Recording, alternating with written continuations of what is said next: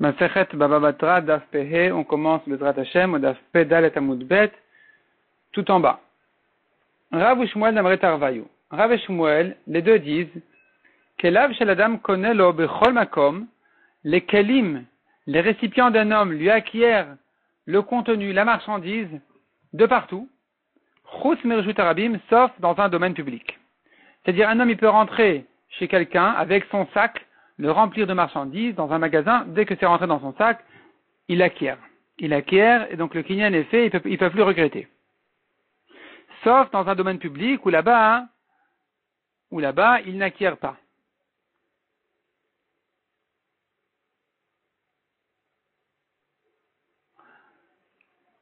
Donc le Rashbam précise que le vendeur lui a dit, je suis prêt, je suis donc intéressé de te vendre.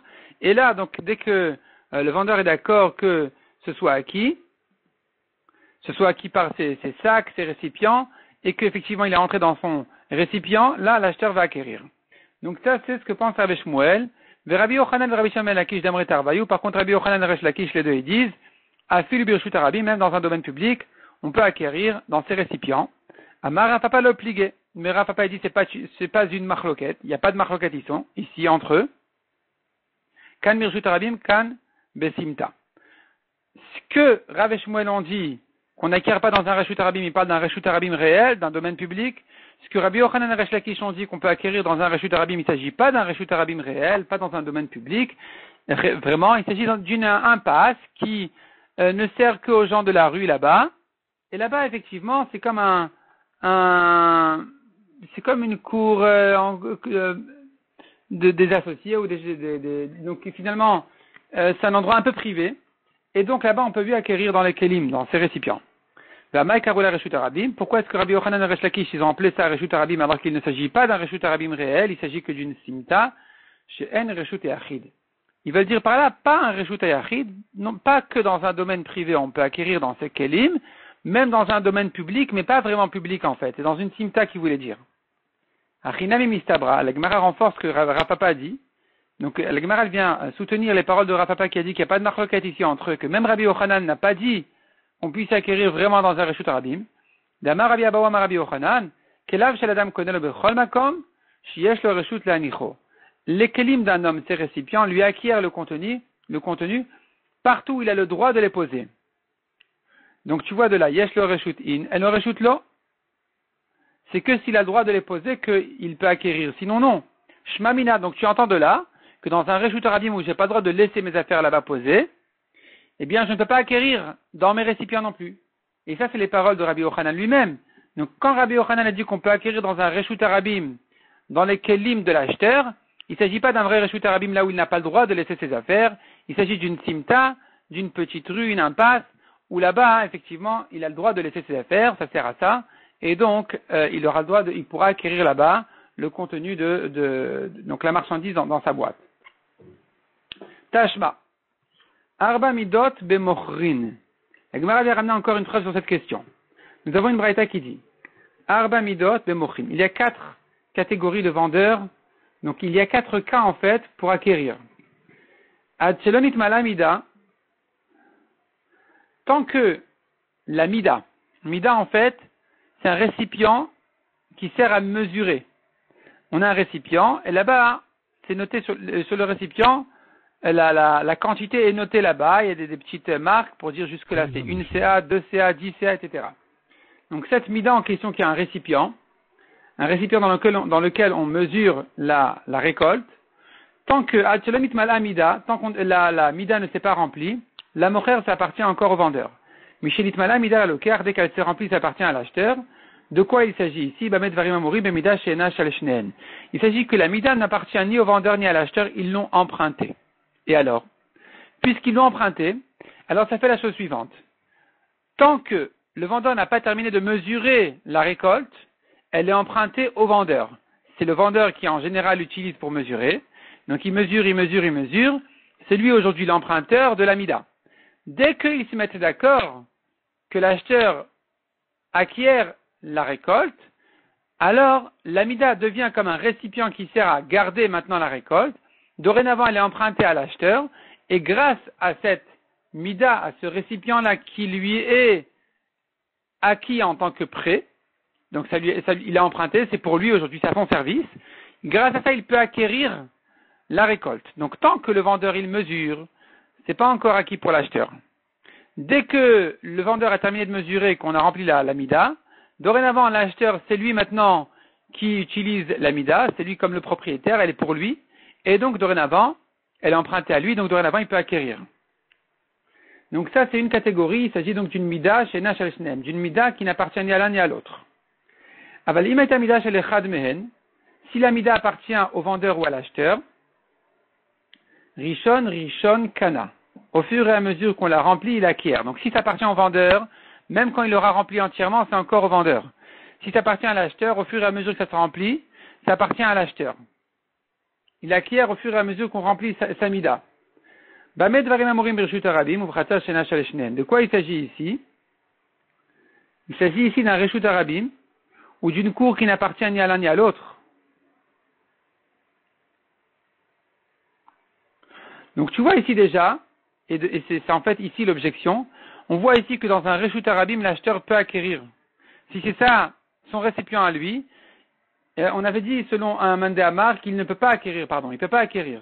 Or ici on voit qu'il peut lui acquérir. Donc il y a ici une objection sur le mandé amar qui ne peut pas acquérir.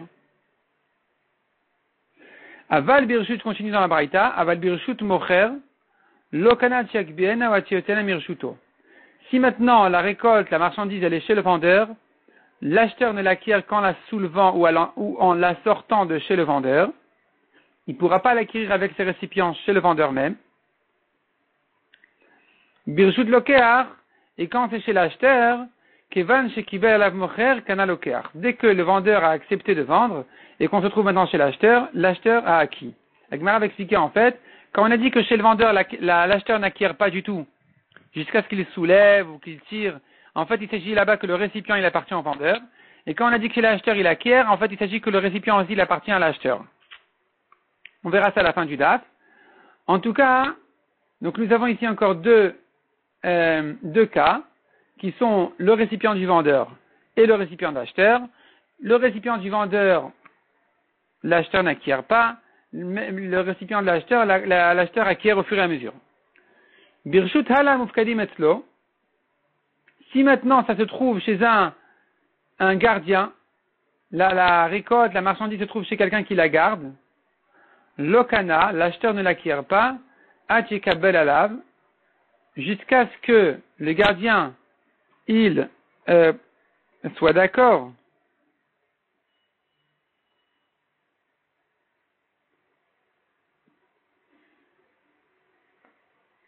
il soit d'accord au nom du vendeur de réserver à l'acheteur cet endroit-là pour pouvoir acquérir, ou bien que l'acheteur loue l'endroit. Donc en fait, si c'est un endroit qui n'appartient ni à l'acheteur, disons qui n'appartient pas à l'acheteur, alors là, quand on est chez le vendeur, ou pareil si c'est chez un gardien, il y a ces 4 solutions-là qui sont soit de soulever, soit de tirer. Ces 2 solutions-là ont été mentionnées concernant le vendeur. Les 2 autres kinyanim qui ont été mentionnés concernant le gardien qui sont valables aussi pour le vendeur, comme de la même manière que ceux du vendeur sont valables pour le gardien, c'est de louer l'endroit, ou bien qu'il accepte de le lui prêter. Simplement, la Braïta nous donne ici en fait les exemples classiques. Le vendeur en général, il est intéressé de se débarrasser de la marchandise, qu'elle sort de là, donc c'est pour ça qu'on lui a dit tu soulèves ou tu sors. Mais en fait, il en est de même si le vendeur lui a prêté l'endroit ou loué l'endroit. Et pareil pour le gardien, on a dit prêter ou louer, mais en fait, il en est de même s'il a soulevé bien sûr ou qu'il a tiré.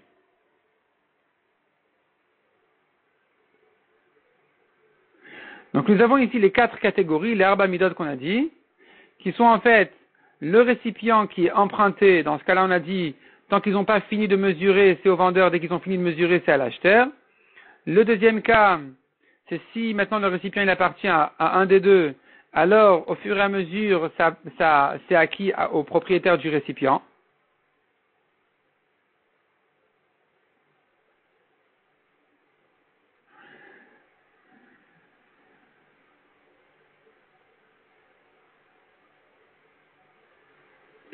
Et là, nous avons donc les 2 cas, qui sont encore 2 catégories, qui sont si le récipient il appartient au vendeur ou s'il appartient à l'acheteur. Et enfin, quand on se trouve chez le vendeur même ou chez le gardien, ici pour acquérir, il nous faut soit soulever, soit sortir, soit prendre l'endroit, c'est-à-dire soit qu'il lui a emprunté, il lui a permis de laisser ici les affaires, soit louer l'endroit. Et la Gemara maintenant donc revient à objecter ce qu'on avait appris avant. Ktanemia, on a appris cependant, Birshut Arabim Uvrater Shena Shel Shneem. Dans un domaine public, ou bien dans une cour qui n'appartient ni à l'un ni à l'autre, on avait dit que pour acquérir ici, alors,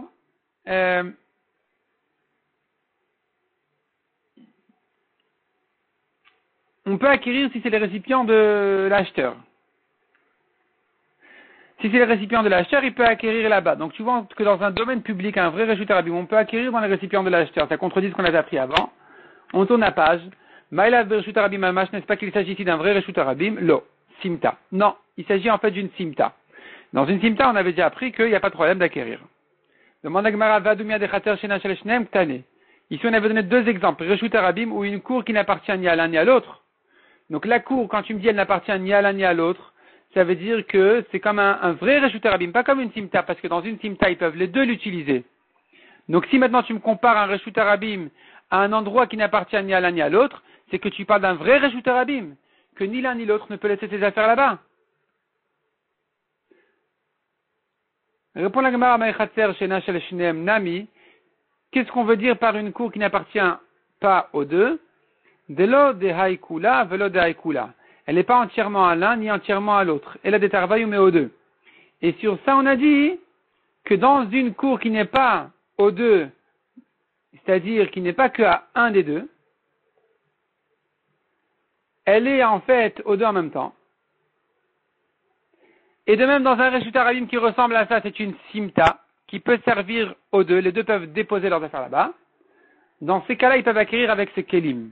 Mais si c'était dans un vrai Reshut Arabim, on ne peut pas acquérir avec ces kelim.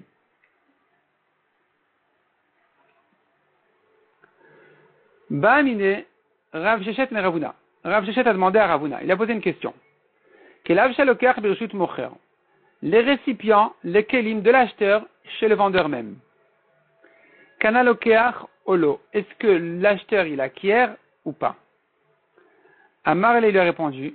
Teni toi. On a appris cette halakha déjà.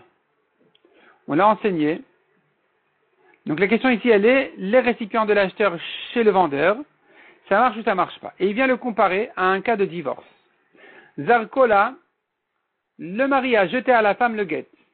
L'étor reka sur ses habits, ou l'étor kalata ou sur son panier, a raison megourechet.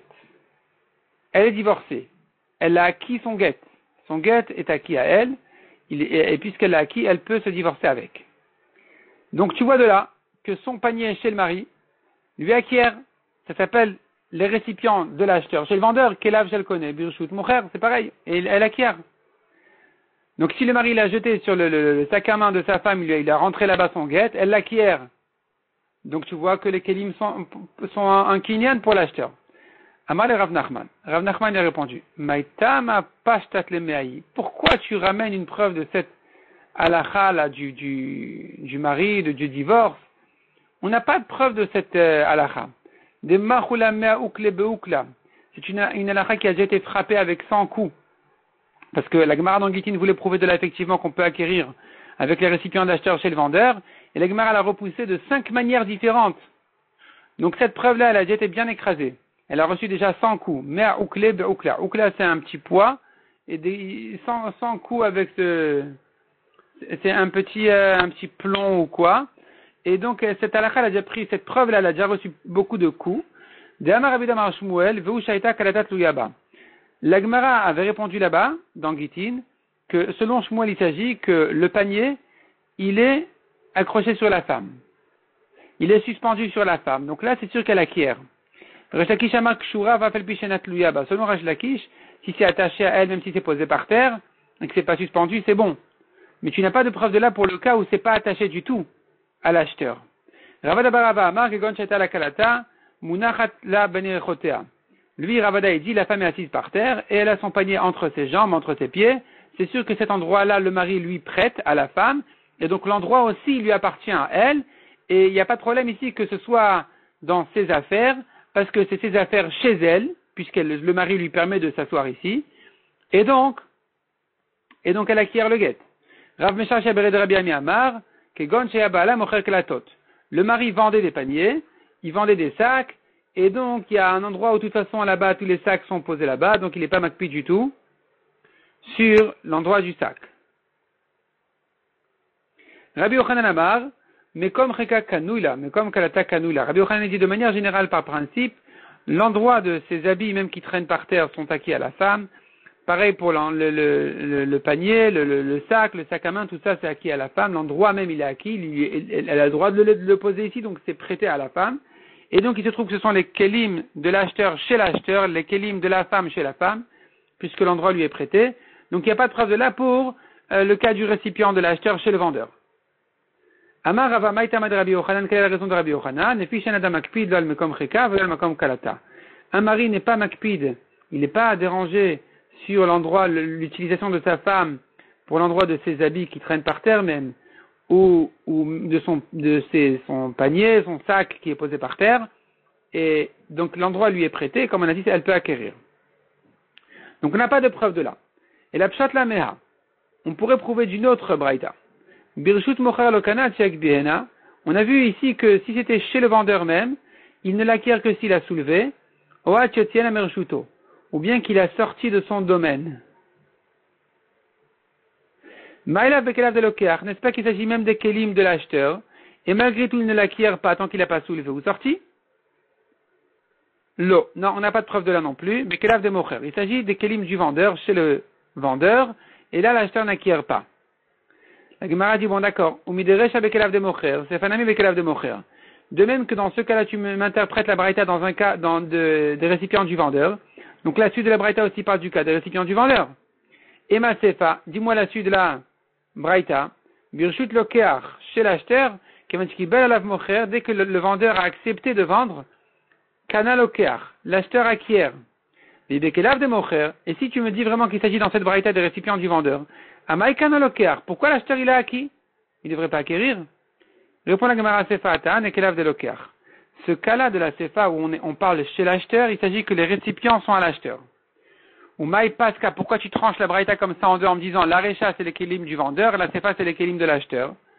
Répond la Gemara stama de milta, c'est en principe, en général c'est comme ça, que bemocher malé de mocher, shriche, chez le vendeur, les récipients du vendeur sont plus fréquents, belokeach mané de lokeach shriche, chez l'acheteur, les récipients de l'acheteur sont plus fréquents. Et donc, en principe, quand on parle du cas de chez le vendeur, c'est qu'en fait, les récipients aussi sont vendeurs, donc l'acheteur n'acquiert pas du tout. Et quand on a parlé dans la CFA de chez l'acheteur, en fait, les récipients aussi doivent être en principe à l'acheteur et c'est là où il acquiert. Mais les récipients de l'acheteur chez le vendeur, c'est un cas qui n'a pas été traité dans la Braïta, on ne sait pas est-ce qu'il acquiert ou pas, la Gemara reste pour l'instant en question.